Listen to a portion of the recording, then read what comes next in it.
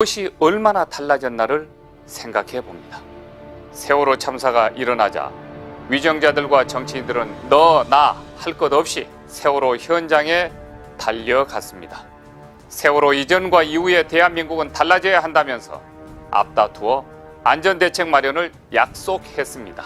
그런데 그로부터 1073일이 지난 오늘 우리 대한민국은 얼마나 안전한 나라가 되었습니까? 대통령은 안전한 국가를 만들기 위한 어떤 대안을 제시했고 국회는 재발 방지를 위한 어떤 입법 대책을 추진했으며 행정부는 어떤 실질적인 행정적 조치들을 취했습니까? 막대한 국민 혈세로 구성된 세월호 특조위는 철저한 진상 규명을 통해서 책임 소재를 분명히 하고 재발 방지를 위한 국민적 공감대를 이끌어내기는커녕 정치적인 실리를 챙기는 정략적인 도구로 전락해서 서로 싸움질만 하다 허송세월하고 끝났습니다. 이게 나라입니까? 이게 정치입니까? 이게 살아남아있는 우리들이 해야 할 일입니까?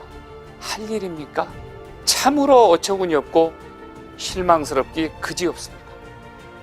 세월호 현장에 달려간 대통령과 현재의 유력한 대권 후보들을 비롯한 수많은 정치인들이 진정으로 그 슬픔을 가슴 아파했다면 정부와 국회와 국민들 차원에서 세월호 참사를 다시는 반복하지 않을 안전 시스템 구축과 사회 안전 대책이 마련되었어야 합니다. 하지만 불행하게도 우리는 그것에 대한 기억이 없습니다. 결국 이들은 국민들이 슬픔에 잠겨 울음바다가 된 현장을 쫓아다니면서 애도한다는 이름으로 사진이나 찍고 얄팍한 권력 부스러기나 주워 먹으려는 야바이 정치꾼들로밖에 볼 수 없습니다. 나라를 이끄는 정치 지도자들이 이 모양인데 또다시 제2의 세월호 사고가 안 일어난다는 보장이 그 어디 있습니까? 유력한 대권 후보라는 사람이 국회가 아닌 광장 시위대 옆에 가서 쪼그리고 앉아서 동조단식하면서 선동정치를 일삼고 있는 이 나라에서 안전한 대한민국을 국민들에게 약속할 수 있습니까? 국민들이 바보인 줄 아십니까? 더욱더 기가 막힌 일은 세월호를 사고 발생 1073일 만에 수면 위로 떠오르게 하는 인양 작업을 중국 인양업체인 샹하이 셀비지의 제킹 바지선이 하고 있다는 사실입니다. 대한민국이 자랑하는 세계 1위의 조선 강국은 다 어디 가고 중국 업체가 세월호를 건져냅니까? 우리나라는 그런 능력도 없는 껍데기 나라입니까?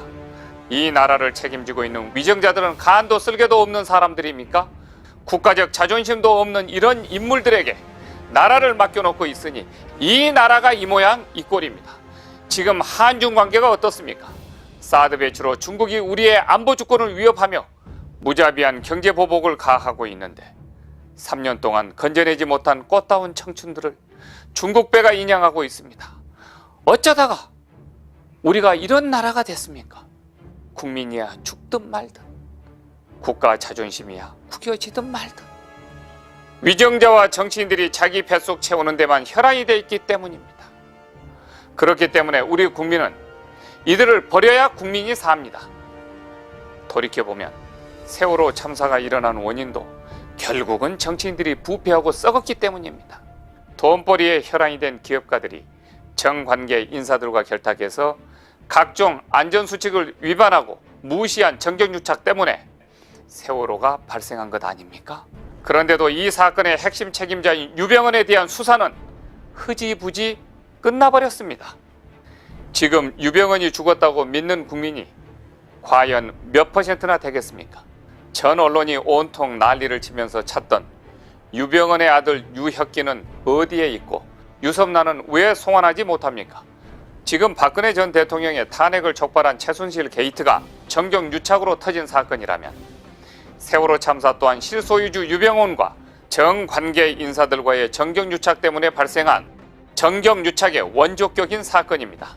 그런데 유병언은 청해진 해운의 전신인 주세모의 부채 1155억을 노무현 참여정부 말기에 집중적으로 부채 탕감받아서 재개할 수 있었습니다. 당시 유병언은 공적 자금이 생긴 이래 100억 이상을 탕감받은 유일한 개인 채무자였습니다.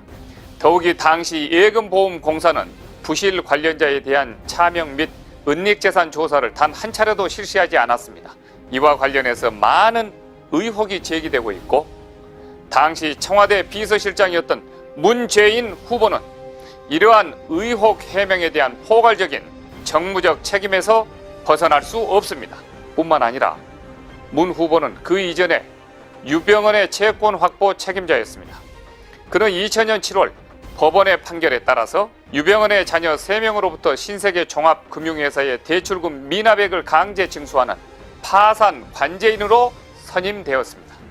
하지만 유병언이 1989년 세모 USA를 설립해서 190만 달러를 미국에 반출했고, 이후 1990년에는 670만 달러 상당의 캘리포니아 리조트를 구입하는 등 채권 회수 의지만 있었다면 미국 재산에 대한 환수 조치를 할 수 있었지만 가집행을 제대로 수행하지 않았습니다.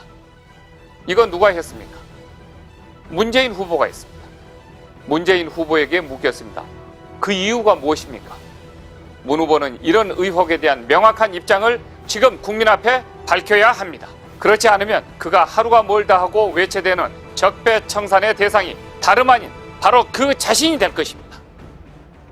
왜 이처럼 썩은 정치와 썩은 정경유착 때문에 우리의 꽃다운 젊은이들이 희생되고 우리 국민들이 엄청난 피해를 받아야 합니까? 위정자와 정치인들이 국민과 국가를 보호하는 것이 아니고 국민을 방치하고 죽게 만드는 기존 정치판이라면 이런 썩은 정치판은 이제 갈아엎어야 합니다. 확 갈아엎어야 합니다. 국민을 버리는 정치라면 그런 정치를 우리 국민은 이제 버려야 삽니다. 그래야 우리 사회 곳곳에 쌓인 낡은 적폐들을 속속들이 도려내고 국가를 전면 개조해갈 수 있습니다.